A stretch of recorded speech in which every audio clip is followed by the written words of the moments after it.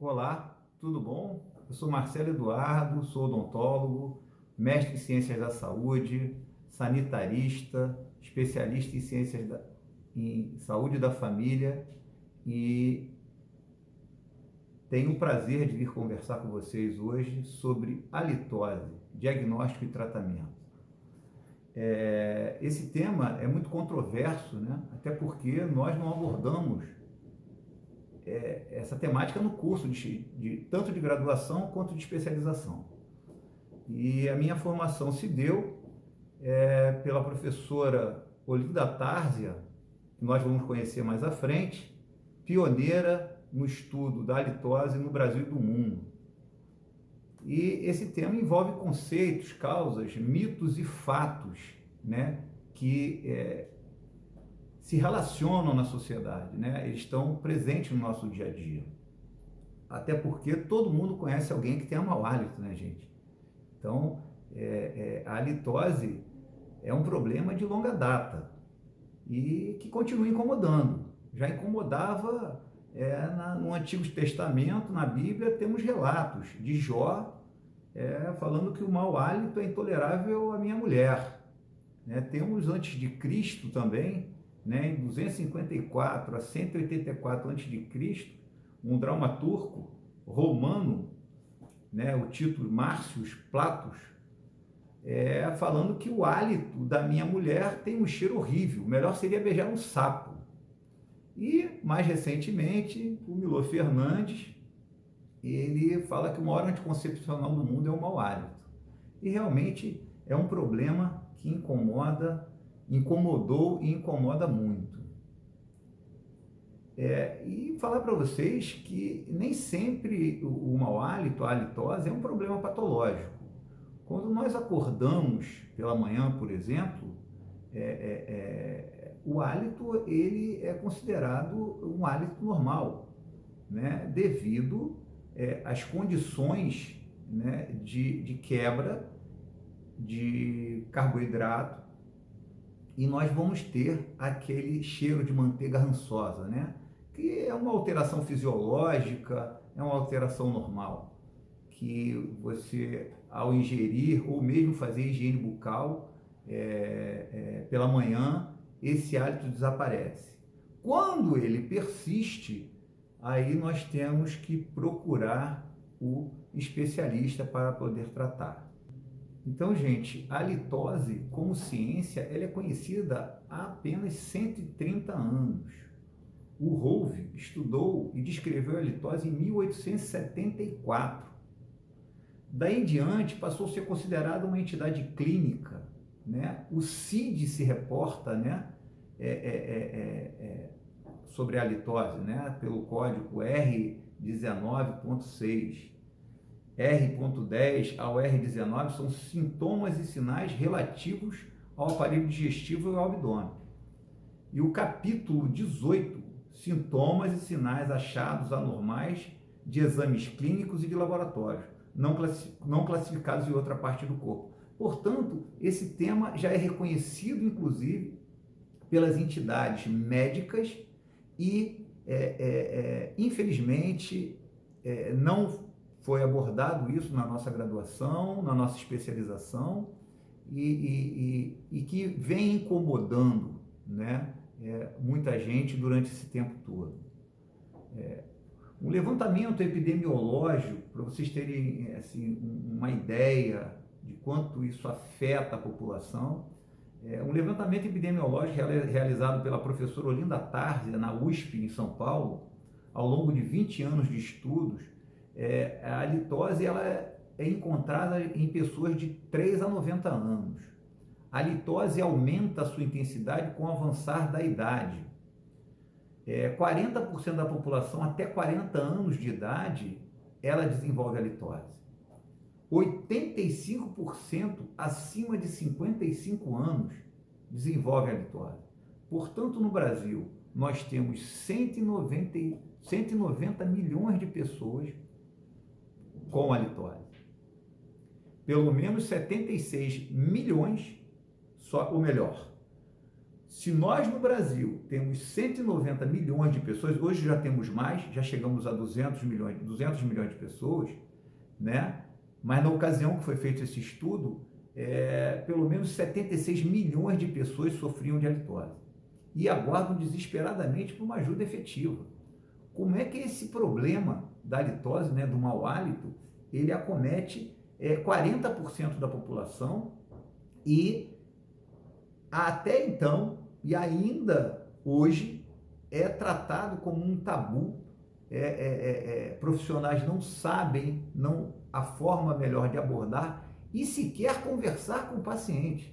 Muitos têm vergonha de falar para o paciente que eles estão acometidos com mau hálito. Para a gente ter uma ideia como esse tabu ele se estabeleceu na sociedade. E existem os mitos, né? Muitos pacientes e até profissionais acreditam que o mau hálito vem do estômago. Por conseguinte, procuram o gastroenterologista, né? Ou até mesmo o otorrinolaringologista. Eu gostaria de deixar muito claro que 96% das halitoses têm causas bucais, né? Frequentemente, ao exame clínico, né, nós identificamos a saburra lingual, ou biofilme lingual, melhor dizendo, que caracteriza pelo acúmulo de células epiteliais descamadas, leucócitos, micro-organismos, bactérias, resíduos alimentares, que vão fazer do dorso da língua, né, o seu habitat. E a placa bacteriana visível, né, que é aquela deficiência de higiene que geralmente está no espaço interdental, na ausência do fio dental. Então, essas áreas vão gerar um ambiente propício à multiplicação dessas bactérias patogênicas, gram-negativas, proteolíticas, que vão desenvolver ali e vão gerar os compostos mais à frente que nós vamos ver, que são as causas da halitose. Então, a halitose por saburra possui causas primárias. Na área da otorrinolaringologia, nós temos amidalite, cásio, faringite, sinusite, rinite, rinorreia posterior, ozema, adenoide, desvio de septo, presença de corpo estranho nas fossas nasais e aerodigestivas, e o respirador bucal. O respirador bucal por um ressecamento bucal mais intenso. E nós temos doenças sistêmicas que também repercutem na cavidade bucal, que seriam a diabetes mellitus, insuficiência hepática, febre reumática, abscesso pulmonar, tuberculose, discrasia sanguínea, cirrose hepática, toxemia, desordens gastrointestinais e outras neurofisiológicas, né? Febre, desidratação, síndrome de Sjögren, sífilis, granuloma venéreo, histocitose, escorbuto, granulomatose e um noma, e um câncer. E, como eu falei, né, da halitose fisiológica, né, de manhã ao acordar. Usualmente ela é forte, frequentemente desagradável e deve desaparecer após a escovação dos dentes e o café da manhã. Se o hálito continuar, a halitose a gente classifica ela como crônica e exige um diagnóstico da causa e um tratamento correspondente a esse diagnóstico. A halitose matinal é devido a uma hipoglicemia. Longo período sem alimentação, 8 horas você dormindo, há uma queda de açúcar na corrente sanguínea, inicia-se a queima dos depósitos de gordura e a oxidação dos triglicerídeos, surgem os ácidos graxos que têm cheiro de manteiga rançosa, que escapam no ar expirado. Isso é comum também em pacientes que levam muito tempo sem se alimentar ou mesmo estão em dieta. As causas da halitose pelo biofilme lingual ou saburra são as causas mais frequentes.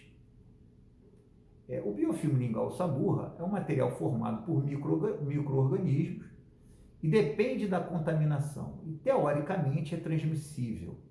Nós estamos vendo aqui uma língua com o biofilme lingual muito expressivo, né? Você vai ver uma língua branca, meio amarelada, então ali é um nicho preferencial para acúmulo bacteriano e reprodução, né? O locus, né? É o sítio, é o maior sítio da cavidade bucal para o desenvolvimento dessa microflora patogênica. O biofilme lingual, ele se adere no dorso da língua pelo mecanismo de aderência própria, né? A presença da mucina, né? Que é uma proteína da saliva, né?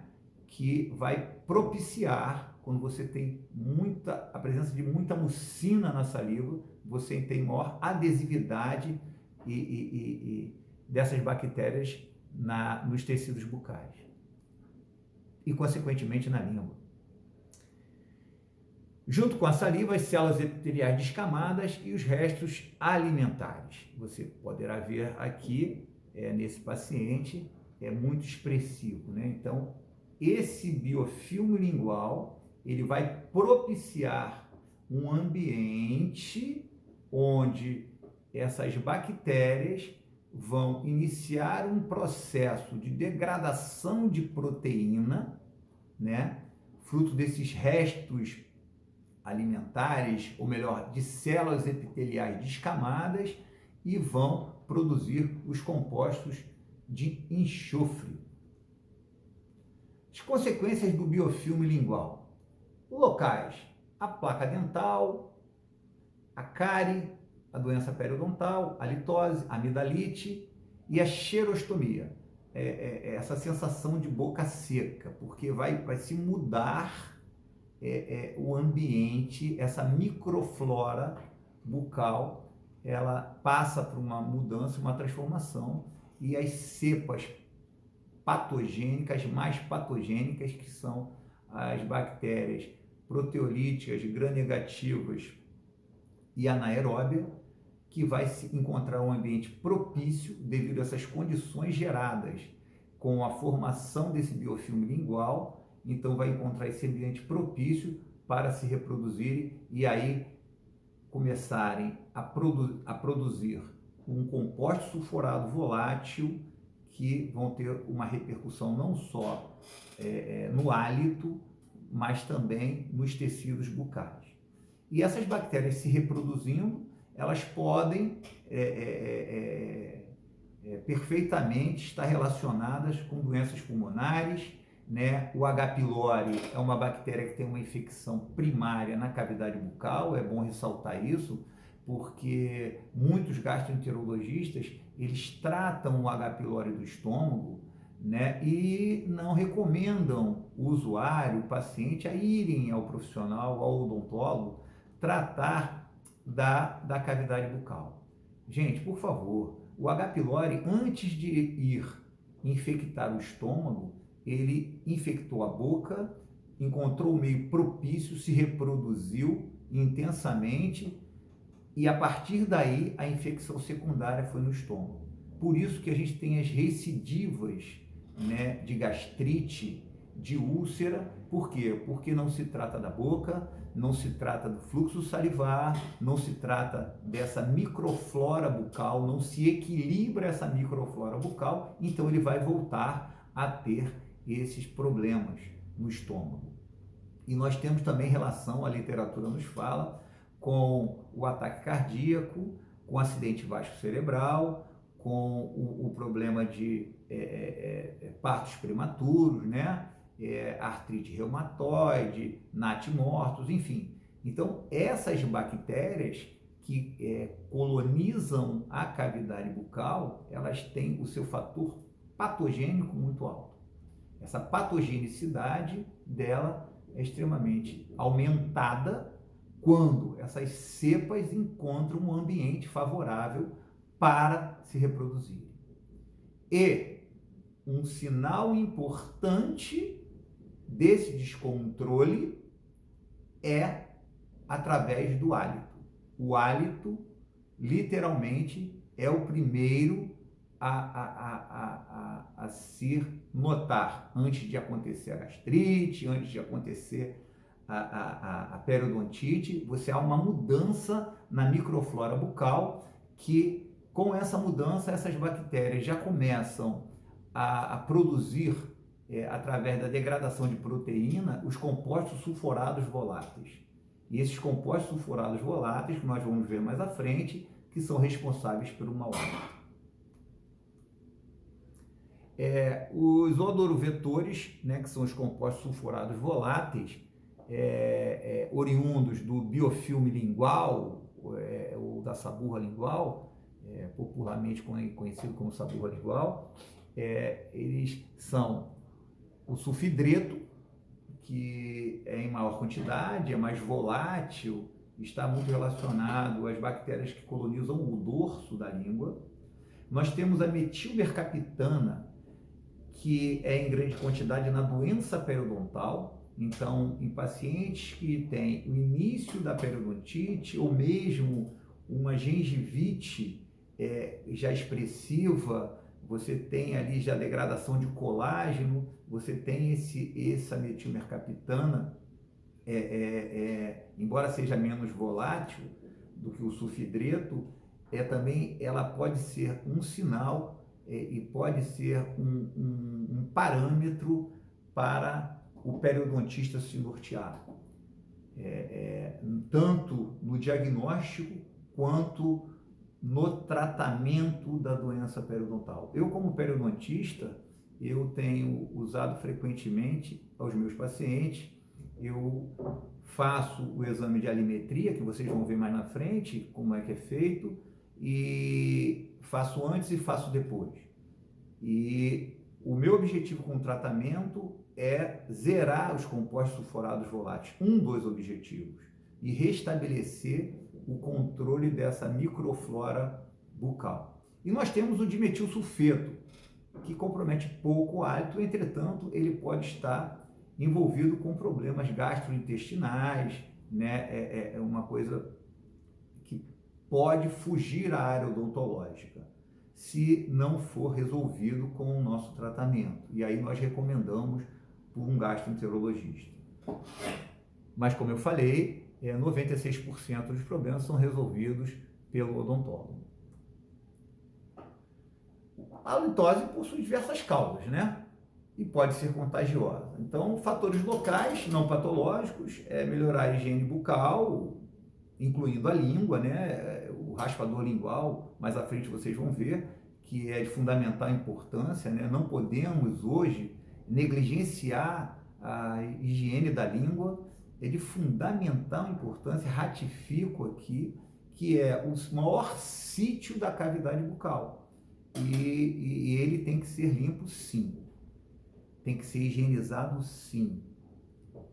Os fatores locais patológicos, né, envolvem micro-organismos e é contagiosa. A gente poderia aí falar das bactérias que têm o seu poder de patogenicidade maior, que são as bactérias da periodontite, são as bactérias gram-negativas, anaeróbias, proteolíticas, que estão envolvidas nessa produção de compostos sulfurados voláteis. Os fatores sistêmicos, com manifestações bucais, envolvem micro-organismos e é contagiosa, que aí você já começa a sair da área odontológica e entrar na área médica. E os fatores sistêmicos, odorovetores oriundos do pulmão, né?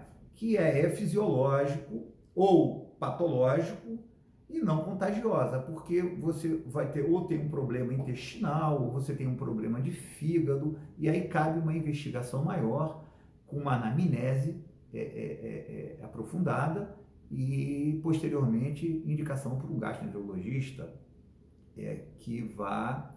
ou um pneumologista que vai chegar a um diagnóstico e resolver esse problema.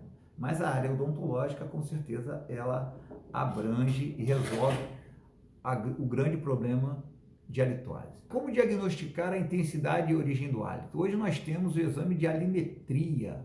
Esse exame de halimetria, ele é realizado pelo aparelho oral croma. Aqui no Brasil, nós temos o Aldomed, que representa esse aparelho, esse aparelho que é japonês, que é padrão ouro no mundo, diga-se de passagem, e ele é um cromatógrafo.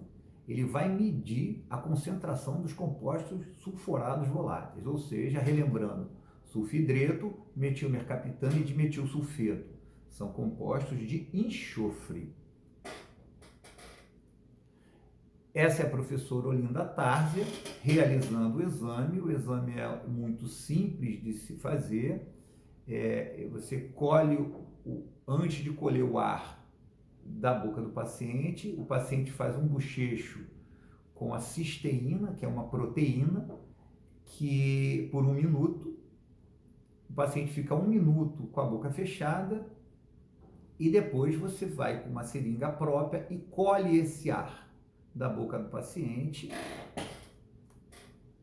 introduz esse gás no aparelho, introduzindo no oral croma, e em 8 minutos ele vai ler a concentração do sulfidreto, da metilmercaptano e de dimetilsulfeto. Como eu falei, o aparelho é desenvolvido no Japão, é padrão ouro no mundo, né? E o exame leva 8 minutos para ficar pronto. Em 8 minutos você tem a leitura desse gráfico, que vai mostrar a concentração desses gases na cavidade bucal. Os resultados do oral croma nos permitem identificar a presença da halitose, do mau hálito, avaliar a intensidade do hálito, definir a origem, se é origem bucal, se é deficiência de higiene, se é presença do biofilme lingual ou saburra lingual, se é oriundo da doença periodontal, né, que aí a gente já tem um comprometimento da metilmercaptana. E eu queria ressaltar que, embora, e isso é experiência clínica, embora alguns pacientes que eu tenha pego que tenham apresentado a metilmercaptana no resultado do exame, embora eles tenham apresentado isso, eles não tinham perda de inserção. Eu fui lá com a sonda, sondei o suco, e eles ainda não... Isso é muito interessante. Isso é muito interessante porque naquele momento eu pude tratar o paciente e ele não desenvolver a periodontite. Então, acho que a grandiosidade desse exame está aí, na prevenção de uma periodontite, no pós-tratamento da periodontite, para a gente se certificar que a gente realmente fez um bom trabalho. E nós temos ainda alterações intestinais, que são os compostos de dimetilsulfeto, que ele se volatiliza, cai na corrente sanguínea, vem pelos pulmões e você exala, né? Então, é uma halitose que a gente chama de halitose interna. E outros problemas sistêmicos também que podem gerar esse gás, que é do fígado ou mesmo do rim. A halitose, ela teve essa classificação feita pelo grupo, né, de pesquisa da professora Olinda Tárzia, na USP, né, através do Centro de Excelência para Tratamento da Halitose, que dá o laudo desse exame. Então, nós temos aí, como eu falei, 96% das halitoses o odontólogo pode perfeitamente tratar no seu consultório, né? E ela classificou da seguinte maneira: paciente 1 grau 1 e 2, apesar de não apresentarem os sintomas, instituímos um protocolo de prevenção da halitose, já que é contagiosa e pode ocorrer em uma situação futura. Ou seja, ele já tem, de certa forma, embora não seja clinicamente perceptível, mas ele já tem as condições favoráveis e o aparelho está indicando a presença desses gases. Então, você pode atuar ali preventivamente para esse paciente não desenvolver a halitose. Nós temos os pacientes que vão ser classificados, as halitoses, melhor dizendo, são classificadas de 3 a 5. Esses casos representam cerca de 96% dos problemas relacionados com a litose e pode ser combatido com a utilização de protocolos complementares, higienização bucal, estão normalmente ligados à formação do biofilme lingual, problemas periodontais e eventuais questões gastrointestinais, como eu falei, e que pode ser tratado de maneira simples e eficaz. E as halitoses 6 e 7, nesses casos a terapêutica padronizada tem que ser complementada com outras terapias e tem caráter multidisciplinar. Diante desses casos, os dentistas credenciados, o dentista apto a fazer isso, o dentista capacitado, ele vai perfeitamente fazer a parte dele e indicar para um gastroenterologista ou outra especialidade para complementar esse tratamento. Essa é a professora Olinda Tárzia, que eu falei, escreveu o primeiro livro de halitose no mundo, uma pessoa hiper simpática, de Bauru, reconhecida internacionalmente, o currículo dela fala por si só. E o trabalho. Nós também, aqui no Rio de Janeiro, nós fazemos, além do exame de alimetria, logo na primeira consulta, que é o exame do hálito, que vocês acabaram de ver, nós fazemos o exame de cialometria, que é um exame muito simples, né?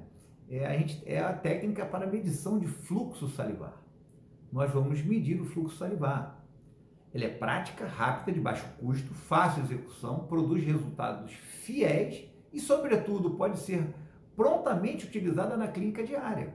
Além disso, permite uma análise quantitativa e qualitativa do fluxo salivar. É um método diagnóstico auxiliar extremamente importante, especialmente para detectar inúmeras alterações patológicas, bem como sinais e sintomas clínicos comumente associados a distúrbios bucais e sistêmicos. Como se fazer? E nós perdemos, a odontologia, ela se desviou desse caminho, né? Poderia fazer uma pergunta a vocês: quem é que mede a saliva do paciente na primeira consulta? Que é de extrema importância, gente, é de extrema importância. Quem dita a normalidade da saliva, da microflora bucal, o controle da microflora bucal está muito ligado ao fluxo salivar. Portanto, é de fundamental importância medirmos o fluxo salivar. Como é que faremos isso? Você peça para um paciente, um usuário, ficar em repouso por 5 minutos e marque os 5 minutos no relógio. Quando você começar a marcar os 5 minutos, peça para ele engolir a saliva e ficar 5 minutos sem cuspir, sem falar, sem mexer a língua, e ao final dos 5 minutos você pega um copo transparente, um recipiente transparente, de preferência um copo raso, e peça para ele cuspir ali. E nós temos que observar nessa saliva basicamente duas coisas: a quantidade de saliva, que em 5 minutos o desejável é que ele salive de 1,5 a 2 ml, 5 minutos, e que a saliva seja translúcida, não seja viscosa, ela seja fluida, ou seja, uma saliva translúcida de 1,5 a 2 ml e límpida, fluida. E essa saliva irá irrigar a cavidade bucal e vai trabalhar todo o controle, a dinâmica da cavidade bucal que a saliva que dá. Portanto, é de fundamental importância e muito simples fazer esse exame. Então, vocês que vão trabalhar na ponta, na cadeira e não têm acesso ao exame de alimetria, não tem problema. Vamos trabalhar com o que a gente tem, o que a gente pode fazer. Vamos pegar um copinho, um recipiente raso, uma seringa normal de 5 ml, e vamos utilizar isso em todos os nossos pacientes. E eu queria ressaltar que nosso trabalho aqui na Prefeitura do Rio, eu também não tinha acesso na Prefeitura ao exame de alimetria, E eu fazia o exame de cialometria, medição de saliva, em todos os meus pacientes que eu fazia tratamento periodontal. E todos os pacientes diabéticos, hipertensos, eles tinham ou uma xerostomia, que é uma percepção de boca seca, ressecada, ou mesmo uma hipossalivação, uma redução drástica do fluxo salivar.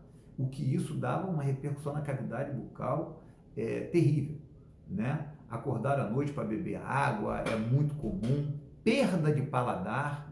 Então, quando a gente recupera, e nós vamos falar mais na frente como é que a gente vai fazer esse tratamento, quando a gente recupera essa salivação, a gente recupera a qualidade de vida. A gente faz com que o paciente ele comece a perceber melhor os alimentos, ele não acorde mais à noite para beber água e ele vai, com certeza, com outras medidas, né, ele vai melhorar também o seu hálito. O tratamento da halitose mais comum é a placa supragengival, né? É o biofilme da língua, que a gente chama de salburra lingual. Então, como é que proceder nesses casos, né? Nessa halitose simples, corriqueira, que aparece, que é mais fácil de se resolver esse problema. Fazer uma prática de educação e saúde emancipadora, que deve promover a autonomia crítica desses usuários. Os usuários, eles precisam, de certa forma, entender que a higiene bucal não é uma obrigação. A higiene bucal é um prazer, é um ato de cuidado, né? Eu tenho que saber, por exemplo, quantos dentes eu tenho. Como eu vou poder limpar um quarto, por exemplo, se eu não sei o que tem dentro de um quarto? Como é que eu vou limpar um quarto se eu não sei do que um quarto está sujo? Perfeito? Portanto, essa educação em saúde, ela tem que resgatar esses princípios, essa ética do cuidado, né, que o Leonardo Boff, o nosso Leonardo Boff, fala com muita propriedade, esse olhar, né, esse olhar do autoconhecimento, estimular esse autoconhecimento. Porque, gente, a cavidade bucal é um órgão fantástico. E se vocês fizerem uma pesquisa aí na rede básica, né, perguntarem, junte 5, 6, 10 pacientes e pergunte a eles quando eles pensam na boca, nos dentes e em dentista, qual é a primeira coisa que vem à cabeça deles? E só vai vir imagens negativas. Eles vão falar de doença, eles vão falar de sangramento, eles vão falar de custo, isso tudo está relacionado à doença. Então, quando eu penso na boca, no dente e em dentista, eu penso em doença. E isso os afasta. Porque isso é uma imagem negativa. E tudo que tem imagem negativa, eu me afasto. Então, nós, como os profissionais de saúde, nós temos que entender esse movimento dos pacientes, dos usuários, para que a gente possa construir com eles essa ética do cuidado, né? E promover essa interdisciplinaridade. E saber, ele precisa saber que a cavidade bucal é um órgão extremamente importante. Extremamente importante. Que tem que ter cuidado. Ninguém vive sem boca, sem cérebro, sem coração.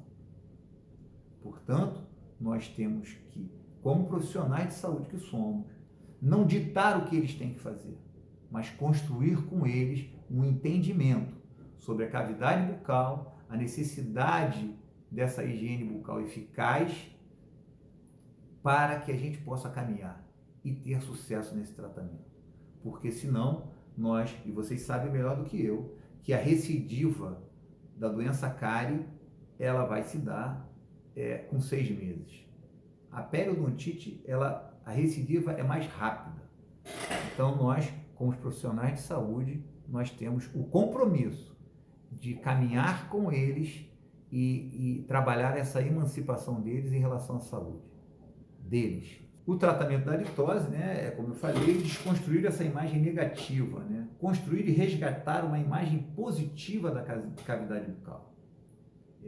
A boca é um órgão extremamente positivo, então nós temos como profissionais saber resgatar esse valor na nossa cavidade bucal. Orientar o paciente sobre esse controle diário da placa dental, com a escova 3 vezes ao dia, com o fio dental ao menos 2 vezes ao dia e com o raspador lingual 3 vezes ao dia. Devido ao acesso, né, e nós temos que pensar que todo mundo tem uma escova, muita gente não tem escova, a escova muitas vezes é compartilhada na família, e eu falando em raspador lingual. Mas a gente pode pegar aquela colher antiga que nós temos lá e colocar para limpar a nossa língua, deixar ela lá no banheiro e colocar para limpar a nossa língua. E dividir a língua em 3 partes, 15 vezes do lado de cá, 15 vezes no meio e 15 vezes do lado esquerdo. Então, 15 do lado direito, 15 do lado no meio e 15 do lado esquerdo. Respirando sempre pelo nariz para não ter ânsia de vômito. Então, o macete é você respirar pelo nariz na hora de fazer a higiene da língua. Orientar sobre o consumo de carboidrato, essas ingestões diárias.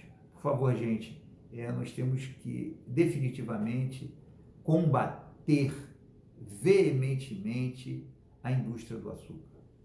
Nós, como profissionais de saúde, precisamos, como construtores da saúde, nós precisamos denunciar essa droga, porque açúcar é droga. Eu não diferencio açúcar de cocaína, de maconha, de crack, de ácido, de LSD, de qualquer outra droga. Entretanto, ela inundou a sociedade. E nós sabemos que a cárie é a infecção que mais prevalece no mundo entre os seres humanos e pode ser uma causa da litose, aquelas cáries e aquelas cavidades abertas. A cárie é carboidrato dependente. Se a cárie é a infecção que mais prevalece no mundo entre os seres humanos, o mundo é açúcar dependente, é carboidrato dependente. Portanto, nós temos que trabalhar e construir e denunciar essa comportamento ligado ao açúcar, que é muito complexo. Como faremos o tratamento da hipossalivação? Quando eu detectei lá que o paciente está salivando 0,5 ml, ou mesmo 0,1, 0,3, 0,8, 1, eu posso usar a pilocarpina. Pilocarpina é aquela que é usada também como colírio. Eu vou usar da seguinte forma. Primeiro dia, 1 gota 20 minutos antes do café, do almoço e do jantar. No segundo dia, 2 gotas. Terceiro dia, 3 gotas. Quarto dia, 4 gotas. Quinto dia, 5 gotas. Por que eu vou aumentando a dose? Porque eu tenho que saber qual é a dose ideal para cada paciente. No geral, todos conseguem chegar a 5 gotas e vão manter 5 gotas e podem manter as 5 gotas por 3 meses até. E, Marcelo, por que você aumentou e por que você não entrou com 5 gotas direto? Porque o paciente pode ter uma reação adversa com 5 gotas e não teve com 4. Então, a dose para ele são 4 gotas. Então, nós vamos fazer 4 gotas 20 minutos antes do café, do almoço e jantar até 3 meses. E com isso, nós vamos aumentar o fluxo salivar. Nós temos também, para o tratamento da hipossalivação, nós temos o uso de ácido cítrico, que na verdade é um limão. Quem estiver no interior, né, vai lá, corta o limãozinho do pé, deixa na geladeira e vai pingar 5 gotas no dorso da língua 7 vezes ao dia. Então esse limão vai provocar uma salivação. E, o que é importante, fazer uma fisioterapia, mascar parafina ou uma goma de mascar que nós, aqui, eu indico muito chiclete, né, que não tem o açúcar cariogênico, né, que tem o nome de Trident, aqui o nome comercial, ao menos 3 vezes ao dia. Então você vai fazer 5 minutos, vai mastigar 5 minutos de um lado e 5 minutos de outro. Com isso, eu vou exercitar, eu vou movimentar esse músculo, o masseter, que vai incidir em cima na glândula parótida e vai melhorar a minha salivação. E com isso, o que é de extrema importância é que a glândula parótida, na saliva produzida pela glândula parótida, temos a gustina, sugestivo o nome, né? Gustina é responsável pela intermediação do paladar. Por isso que eu falei, quando a gente melhora a salivação do paciente e melhora a quantidade e a qualidade dessa saliva, nós melhoramos também a percepção gustativa desse paciente. E isso é fantástico, a gente melhora a qualidade de vida. Então a dimensão do nosso cuidado, ela expande muito mais. Nós temos alguns pacientes que têm problemas de vitamina D e nós recomendamos também, apresentando essa carência, procurar o médico e fazer um suplemento alimentar, que isso pode recorrer em descamação, em perda de... e você pode aumentar a descamação bucal e liberar mais células. Portanto, minha gente, essa breve abordagem que eu fiz com vocês, essa iniciação em halitose, veja que vocês podem perfeitamente resolver grandes problemas na clínica, nas clínicas da família, nos centros de saúde no interior do Brasil e melhorar a qualidade desse povo. Porque a nossa contribuição como odontólogos que somos, e temos que valer disso, temos que valer da nossa capacidade de trabalhar o cuidado, melhorar a qualidade de vida e sermos, sim, profissionais de saúde. E falar com os nossos pacientes, com os nossos usuários, que a saúde, ela não é comprada, ela não é dada e ela não é vendida. A saúde, ela é construída. E eu gostaria de pedir a vocês que sejam também os construtores da saúde. Tá ok? Um beijo, um abraço e até a próxima.